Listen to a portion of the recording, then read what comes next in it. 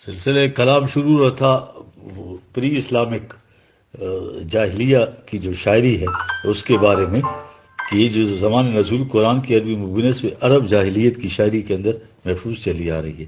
یعنی باقی چیزوں کے اندر تو انہیں اعراف ہو جاتا ہے، آمیزش کا بھی امکان ہوتا ہے، لیکن شعر کی خصوصیت یہ ہے کہ اس بڑی کم پرابیبلٹی ہوتی ہے اس میں غلطی کی. اس میں شبہ نہیں کہ انہوں نے بعض اشعار وضع بھی کیے تھے، قائم کیے تھے، لیکن یہ جو جاہلیت عرب کے اشعار آ رہے تھے ان میں ان کی زبان کا سارا سرمایہ اشعار کی صورت میں موجود تھا. ٹھیک ہے جی.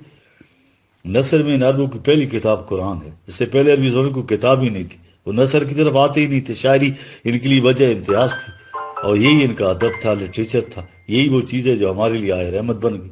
نثر کی کتابوں میں انحراف و تعریف ہو سکتی تھی، شاعری میں بہت کم ہوتی، اور وہ شاعری بڑی وسیع ہے، اس کے اندر الفاظ کی جو مجازی معنی ہے وہ استعمال ہوتی.